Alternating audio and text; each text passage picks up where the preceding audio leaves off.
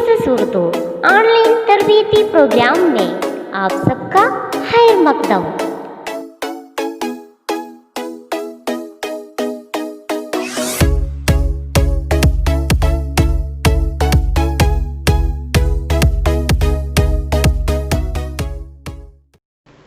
USSൻ്റെ ഉറുദു ക്ലാസ്സിലേക്ക് ഒരിക്കൽ കൂടി എല്ലാ വിദ്യാർത്ഥികൾക്കും സ്വാഗതം. കഴിഞ്ഞ ക്ലാസ്സുകളൊക്കെ നമ്മൾ ഓരോ വിഷയത്തെക്കുറിച്ചായിരുന്നു ചർച്ച ചെയ്തിരുന്നത്. ഇനി മുതൽ നമ്മൾ USSന് വരുന്ന പ്രധാനപ്പെട്ട ഗ്രാമർ ഭാഗമാണ് ഇന്ന് മുതൽ ചർച്ച ചെയ്യാൻ പോകുന്നത്. തയ്യാറല്ലേ എല്ലാവരും? റെഡി? ഇതര ഭാഷകളെ അപേക്ഷിച്ച് ഉറുദുവിൽ ഗ്രാമറുകൾ വളരെ എളുപ്പമാണ്. അതിൽ തന്നെ USSനും മറ്റു പരീക്ഷകൾക്കും വരുന്ന ഗ്രാമറുകൾ അതിലും എളുപ്പമാണ്. അതുകൊണ്ട് ഒന്ന് ശ്രദ്ധിച്ചാൽ മുഴുവൻ മാർക്കും നമുക്ക് നേടാൻ സാധിക്കും. ഇന്ന് നാം ചർച്ച ചെയ്യുന്നത് ഹുറൂഫ്, ഹർഫുകൾ, അക്ഷരങ്ങൾ ഒന്നിനോട് ചേർന്ന് വരുമ്പോഴാണ് അതിന് അർത്ഥം ഉണ്ടാവുന്നത്. അത്തരം പ്രധാനപ്പെട്ട ചില ഗ്രാമർ അക്ഷരങ്ങളാണ് ഇന്ന് നാം ചർച്ച ചെയ്യാൻ പോകുന്നത്. അതിൽ പ്രധാനപ്പെട്ടത് ക, കെ, കി. ക, കെ, കി. ഒരു പദത്തെ അല്ലെങ്കിൽ ഒരു വസ്തുവിനെ മറ്റൊരു വസ്തുവിലേക്ക് ചേർത്ത് പറയാൻ ഉപയോഗിക്കുന്നത്, അല്ലെങ്കിൽ ഒരു പേരിനെ മറ്റൊരു പേരിലേക്ക് ചേർത്ത് പറയാൻ ഉപയോഗിക്കുന്ന അക്ഷരങ്ങളാണ് ഖ, കെ, കി. ഉദാഹരണമായിട്ട് നമുക്കൊന്ന് നോക്കാം. നെയ്മറിൻ്റെ വീട്, നെയ്മർ ഖ ഘർ. മെസ്സി ഖ ബച്ച, മെസ്സിയുടെ കുട്ടി. അപ്പോൾ ചേർത്ത് പറയുന്നത് മനസ്സിലായല്ലോ. ഒരു വസ്തുവിനെയോ ഒരു പേരിനെയോ മറ്റൊന്നിലേക്ക് ചേർത്ത് പറയുന്നത്. ഉറുദുവിൽ അതിന് ഇസാഫത്ത് എന്നാണ് പറയുക. ഇസാഫത്ത്. ഓക്കെ, അത് പരീക്ഷയുമായി ബന്ധപ്പെട്ടതല്ലെങ്കിലും ഒന്ന് മനസ്സിലാക്കിയിരിക്കുന്നത് നല്ലതാണ്. ഓക്കെ, ഇനി ക, കെ, കി എന്നുള്ളതിൻ്റെ അർത്ഥം നമുക്കൊന്ന് നോക്കാം. ൻ്റെ, ഉടെ, ലേ, ലേക്കുള്ള, ഉള്ള. ഇങ്ങനെ 5 അർത്ഥമുണ്ട്. മലയാളത്തിൽ 5 അർത്ഥത്തിന് ഉറുദുവിൽ ഒരു ഹർഫ് ഖ അല്ലെങ്കിൽ കെ അല്ലെങ്കിൽ കി.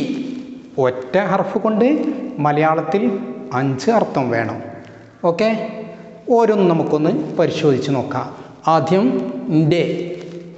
ഢെ എന്നുള്ളതിന് രാകേഷ് ഖ ഘർ, രാകേഷിൻ്റെ വീട്. യുടെ മറ്റൊരർത്ഥം റൂഹി കി ഗുഡിയ, റൂഹിയുടെ പാവ. മറ്റൊന്ന് ലേ, സ്കൂൾ കെ ബച്ചെ, സ്കൂളിലെ കുട്ടികൾ. ലേക്കുള്ള, സ്കൂൾ കെ റാസ്ത, സ്കൂളിലേക്കുള്ള വഴി. ഉള്ള, ഗാവോം കാ സ്കൂൾ, ഗ്രാമത്തിലുള്ള സ്കൂൾ. അതെ, 5 അർത്ഥങ്ങൾക്ക് ഒരു ഹർഫ്. അപ്പോൾ ഖ എന്നും കെ എന്നും കി എന്നും നമ്മൾ പറഞ്ഞല്ലോ. ഇത് എപ്പോഴാണ് എവിടെ ഉപയോഗിക്കുക? ഖ എന്നുള്ളത് എവിടെ ഉപയോഗിക്കും? കെ എന്നുള്ളത് എവിടെ ഉപയോഗിക്കും? കി എന്നുള്ളത് എവിടെ ഉപയോഗിക്കും? അതും നമുക്ക് പരിശോധിക്കാം. ഏറ്റവും പ്രധാനം USS പരീക്ഷയ്ക്കും മറ്റു പരീക്ഷകൾക്കും പ്രധാനമായിട്ടും ചോദ്യം വരുന്നത് ഈ ഭാഗമാണ്. അതുകൊണ്ട് ഒന്നും കൂടെ ശ്രദ്ധിച്ച് മനസ്സിലാക്കണം. ക എവിടെ, കെ എവിടെ, കി എവിടെ എന്നുള്ളത്. ഓക്കെ, ശ്രദ്ധിച്ചോളൂ. യേ സൽമാൻ ഖാ ലഡ്കാ ഹെ, സൽമാൻ ക ലഡ്ക ഹെ. ഇത് സൽമാൻ്റെ ആൺകുട്ടിയാകുന്നു. അടുത്ത നോക്കൂ. യേ സൽമാൻ കെ ലഡ്കെ ഹെ. യേ സൽമാൻ കെ ലഡ്കേ ഹൈ. ഇത് സൽമാൻ്റെ ആൺകുട്ടികളാകുന്നു. അടുത്തത് യേ സൽമാൻ കി ലഡ്കി ഹൈ. ഇത് സൽമാൻ്റെ പെൺകുട്ടിയാകുന്നു. യേ സൽമാൻ കി ലഡ്കിയാ ഹൈ. ഇത് സൽമാൻ്റെ പെൺകുട്ടികളാകുന്നു. കണ്ടോ? നാലും കണ്ടോ? കാ, കെ, കി, കി, നാലും ശ്രദ്ധിക്കാം.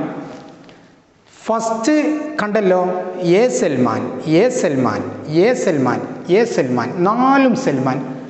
അപ്പോൾ ഇവിടെ ഒരു മാറ്റവും വരുന്നില്ല. കണ്ടല്ലോ, ഫസ്റ്റ് പാർട്ടിൽ, ഫസ്റ്റ് ഭാഗത്തിൽ ഒരു മാറ്റവും വരുന്നില്ല. പിന്നെ വരുന്ന കായും കേയും കീയും കീയും വരുന്നത് ശേഷം വരുന്ന പദത്തെ നോക്കിയാണ്. കാ, കെ, കി എന്നുള്ളതിന് ശേഷം വരുന്നത് എന്താണോ അതനുസരിച്ചാണ് മാറ്റം വരുന്നത്. മനസ്സിലായല്ലോ? നോക്കൂ, നിങ്ങൾ കാ നോക്കൂ. ലഡ്ക അല്ലേ? ലഡ്ക, ഒരു ആൺകുട്ടി. അപ്പോഴാണ് കാ എന്ന് പറയുന്നത്. സൽമാൻ കാ ലഡ്ക. രണ്ടാമത്തെ നോക്കിക്കോളൂ. കെ വന്നത് നോക്കൂ. കേക്ക് ശേഷം വന്നത് ലഡ്കേ, ആൺകുട്ടികൾ. അപ്പോഴാണ് നമ്മൾ കെ എന്ന് ഉപയോഗിക്കുന്നത് അല്ലേ? കൂടുതൽ ആൺകുട്ടികൾ ഉണ്ടായപ്പോഴാണ് നമ്മൾ കെ എന്ന് ഉപയോഗിച്ചത്. ഇനി തൊട്ട് മൂന്നാമത്തെ നോക്കൂ. കി, കണ്ടോ? കി, ആ ലഡ്കി എന്നാണ് വന്നിട്ടുള്ളത്. കീക്ക് ശേഷം ലഡ്കി അല്ലേ? അപ്പോൾ ഒരു പെൺകുട്ടിക്ക് കി. അതേപോലെ തന്നെ നാലാമത്തെ നോക്കൂ. അവിടെയും കി, ലഡ്കിയാ, പെൺകുട്ടികൾ. അവിടെയും കീ എന്നാണ് ഉപയോഗിച്ചിട്ടുള്ളത്.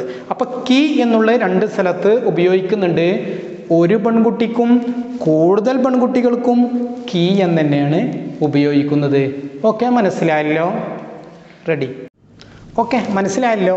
അങ്ങനെയെങ്കിൽ രാധയുടെ മകൻ എങ്ങനെ പറയും? രാധയുടെ മകൻ, രാധ പെണ്ണാണ്. എങ്ങനെ പറയും? രാധ കാ ബേട്ട. അച്ഛാ ഹേ, യേ രാധ കാ ബേട്ട ഹേ. മനസ്സിലായോ? ബേട്ട എന്നുള്ളത് പുല്ലിംഗമായതുകൊണ്ടാണ്, ആൺകുട്ടി ആയതുകൊണ്ട് നമ്മൾ ഖ എന്ന് ഉപയോഗിച്ചു. ഓക്കെ, അപ്പോൾ ഈ വാക്ക് എല്ലാവർക്കും മനസ്സിലായിട്ടുണ്ടാവും എന്ന് ഞാൻ കരുതുന്നു. ഇനി മറ്റൊരു ഹർഫാണ് മേ. എന്ത്? മേ. മേ അർത്ഥം ഇൽ, ഉള്ളിൽ. എന്ത്? ഇൽ, ഉള്ളിൽ. ശ്രദ്ധിക്കേണ്ട ഒരു കാര്യമുണ്ട്. നമ്മൾ മേ എന്ന് പറഞ്ഞ ഒന്നും കൂടെ നമ്മൾ ഉപയോഗിക്കാറുണ്ട് വേറൊരു ഭാഗമായിട്ട്, സർവനാമമായിട്ട്, ഞാൻ എന്നർത്ഥം വരുന്ന മേ. അത് നിങ്ങൾ പലപ്പോഴും കണ്ടിട്ടുണ്ടാവും അല്ലേ? കണ്ടിട്ടില്ലേ? ഓക്കെ, അതല്ല ഇത്. അത് ഞാൻ എന്നർത്ഥത്തിൽ വരുന്ന മേ. ഇത് മേ ഇൽ, ഉള്ളിൽ എന്നർത്ഥം വരുന്നതാണ്. അത് നമുക്ക് സന്ദർഭോചിതം നമുക്ക് മനസ്സിലാക്കാൻ സാധിക്കും. ഉദാഹരണം പറഞ്ഞാൽ നമുക്ക് പെട്ടെന്ന് മനസ്സിലാകും. ശ്രദ്ധിച്ചു നോക്കൂ. ഹാത്ത് മേ ബോത്തൽ ഹേ. കയ്യിൽ ബോട്ടിലുണ്ട്. ഹാത്ത് മേ ബോത്തൽ ഹേ. മനസ്സിലായോ മേ എന്നുള്ളതിൻ്റെ ഉപയോഗം? അതുപോലെ ജേബ് മേ മൊബൈൽ ഫോൺ ഹേ. ജേബ് മേ മൊബൈൽ ഫോൺ ഹേ. കീശയിൽ മൊബൈൽ ഫോണുണ്ട്. അൽമാരി മേ ഘുടിയാ ഹേ. അൽമാരയിൽ പാവയുണ്ട്. നമ്മൾ പഠിച്ചതാണല്ലോ. അപ്പോൾ മേ എന്നുള്ളതിൻ്റെ ഉപയോഗം ഓക്കെ, അതിൻ്റെ അർത്ഥം മാത്രം മനസ്സിലാക്കി വെച്ചാൽ മതി. ഇൽ അല്ലെങ്കിൽ ഉള്ളിൽ. മറ്റൊരു അക്ഷരമാണ് പെർ. ശ്രദ്ധിക്കേണ്ട കാര്യം അർത്ഥമാണ് ഇവിടെയൊക്കെ ശ്രദ്ധിക്കേണ്ടത്. ഗ്രാമർ ഭാഗവുമായിട്ട് ഇത് കൂടുതൽ വ്യത്യാസങ്ങളൊന്നും വരുന്നില്ല. അതുകൊണ്ട് അർത്ഥം മാത്രം ശ്രദ്ധിക്കുക.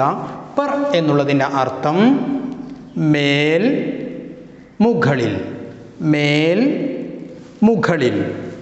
ഓക്കെ, നമുക്ക് ഉദാഹരണം ഒന്ന് പരിശോധിച്ചാൽ നമുക്ക് പെട്ടെന്ന് മനസ്സിലാക്കാൻ സാധിക്കും. റെഡി? മേസ് പർ കിതാബ് ഹേ. മേശക്ക് മുകളിൽ പുസ്തകമുണ്ട്, അല്ലെങ്കിൽ മേശൽമേൽ പുസ്തകമുണ്ട്. മറ്റൊരു കാര്യം കൂടെ ശ്രദ്ധിച്ചോളൂ. ആസ്മാൻ പർ സിതാരേ ഹൈ. ആകാശത്തിൽ നക്ഷത്രങ്ങളുണ്ട്. ശ്രദ്ധിക്കേണ്ട ഒരു കാര്യമാണ്, മലയാളത്തിൽ നമ്മൾ പലപ്പോഴും അവിടെ അർത്ഥം പറയുന്നത് ആകാശത്തിൽ കേട്ടോ. പക്ഷേ ഉറുദുവിൽ അവിടെ പർ എന്നാണ് ഉപയോഗിക്കുന്നത്. ആസ്മാൻ പർ, ആകാശത്തിന്മേൽ നക്ഷത്രങ്ങളുണ്ട് അല്ലേ. ദീവാർ പർ ഘടി ഹേ. ദീവാർ പർ ഘടി ഹേ. ചുമരിൽ ക്ലോക്കുണ്ട്. ശ്രദ്ധിക്കണം, ദീവാർ പർ, ചുമരിൽ എന്നാണ് നമ്മൾ മലയാളം ഉപയോഗിക്കുന്നതെങ്കിലും ചുമരിന്മേൽ എന്നാണ് അവിടെ ഉപയോഗിക്കേണ്ടത്. അപ്പോൾ ദീവാർ പർ ഘടി ഹേ. മറ്റൊന്ന് പേട് പർ ചിടിയാ ഹേ. പേട് പർ ചിടിയാ ഹേ. പേട് മേം എന്നല്ല, പേട് പർ ചിടിയാ ഹേ അല്ലേ. മരത്തിൽ പക്ഷിയുണ്ട്. വേറൊരു ഹർഫാണ് സെ. വളരെ പ്രധാനമാണ് ഉറുദു ഭാഷയിൽ സെ എന്നുള്ള അക്ഷരം. അതുകൊണ്ട് അതിൻ്റെ അർത്ഥം പ്രിയപ്പെട്ട കുട്ടികൾ പ്രത്യേകം ശ്രദ്ധിക്കണം. സെ എന്നുള്ളതിൻ്റെ അർത്ഥം ഇൽ നിന്ന്, മുതൽ, കാൾ, കൊണ്ട്, ഓട്. ഏതൊക്കെ? ഇൽ നിന്ന്, മുതൽ, കാൾ, കൊണ്ട്, ഓട്. സേയിൽ നിന്ന് മുതലാളി കാൽ കൊണ്ട് ഓടി എന്ന് ആരൊക്കെയോ ഇത് പഠിച്ചു വെക്കാൻ പറയലുണ്ട് കേട്ടോ. അതുകൊണ്ട് ഒന്ന് ശ്രദ്ധിക്കാം. ഈ അർത്ഥങ്ങളൊക്കെ മലയാളത്തിൽ ഒരുപാട് പദങ്ങൾക്ക് ഒരുപാട് ചേർത്ത് പറയുന്നതിന് ഉറുദുവിൽ ആകെ സെ. ഓരോ ഉദാഹരണം നമുക്ക് പരിശോധിച്ചാൽ നമുക്ക് പെട്ടെന്ന് മനസ്സിലാകും. ആദ്യം നോക്കിക്കോളൂ, ഇൽ നിന്ന് എന്നുള്ളതിനൊരു ഉദാഹരണം നോക്കിക്കോളൂ. വോ സ്കൂൾ സെ ആത്താ ഹെ. വോ സ്കൂൾ സെ ആത്താ ഹെ. അവൻ സ്കൂളിൽ നിന്നും വരുന്നു. ഇൽ നിന്നും മനസ്സിലായല്ലോ. വോ സ്കൂൾ സെ ആത്താ ഹെ, അവൻ സ്കൂളിൽ നിന്നും വരുന്നു. അടുത്ത നോക്കിക്കോളൂ, കൊണ്ട്. ബച്ച കലം സെ ലിഖ്താ ഹെ. കുട്ടി പേന കൊണ്ട് എഴുതുന്നു. ബച്ച കലം സെ ലിഖ്താ ഹെ. അടുത്ത നോക്കൂ, ഓട്. ഓട് എങ്ങനെ ഉപയോഗിക്കുന്നു നോക്കിക്കോളൂ. മുझे टीचर से बात करना की ज़रूरत है. मुझे टीचर से बात करना की ज़रूरत है. എനിക്ക് ടീച്ചറോട് സംസാരിക്കണം. ഓട്, എനിക്ക് ടീച്ചറോട് സംസാരിക്കണം. ഓക്കെ, ഇനി മുതൽ നോക്കിക്കോളൂ. മുതൽ. आप लोग 1 से 10 तक गिनती पढ़िए. आप लोग 1 से 10 तक गिनती पढ़िए. നിങ്ങൾ 1 മുതൽ 10 വരെ വായിക്കൂ. 1 മുതൽ 10 വരെ വായിക്കൂ. ഇനി അടുത്ത് നോക്കിക്കോളൂ. കാൾ എന്നുള്ള അർത്ഥം സെ എങ്ങനെ വരുന്നു നോക്കിക്കോളൂ. താജ് മഹൽ കുത്തബ് മിനാർ സെ ലംബാ ഹെ. താജ് മഹൽ കുത്തബ് മിനാർ സെ ലംബാ ഹെ. താജ് മഹൽ കുത്തബ് മിനാറിനേക്കാൾ ഉയരമുണ്ട്. കാൾ വന്നല്ലോ. കുത്തബ് മിനാറിനേക്കാൾ ഉയരമുണ്ട്. ഓക്കെ, അപ്പം സെ എന്നുള്ളതിൻ്റെ അർത്ഥം നമ്മൾ വ്യക്തമായിട്ട് മനസ്സിലാക്കി. അപ്പോൾ ഇന്ന് പറഞ്ഞ ഹർഫുകൾ ഏതൊക്കെയാണ്? ക, കെ, കി, മേ, പെർ, സെ അല്ലേ? എല്ലാത്തിൻ്റെ അർത്ഥം ശ്രദ്ധിച്ച് മനസ്സിലാക്കണം.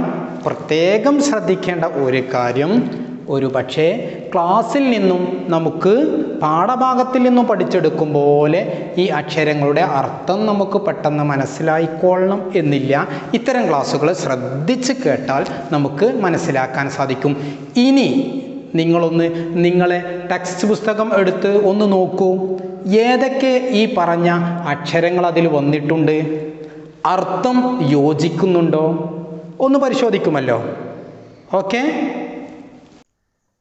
ഉറുദു ഗ്രാമർ ഭാഗത്ത് നിന്ന് USS പരീക്ഷയ്ക്കും അല്ലാമ ഇക്ബാൽ ടാലന്റ് ടെസ്റ്റിനും മുൻ വർഷങ്ങളിൽ വന്നിട്ടുള്ള എല്ലാ ചോദ്യങ്ങളും ഉൾപ്പെടുത്തിക്കൊണ്ട് ഒരു USS എപ്പിസോഡ് ഉടൻ തന്നെ പ്രതീക്ഷിക്കുക.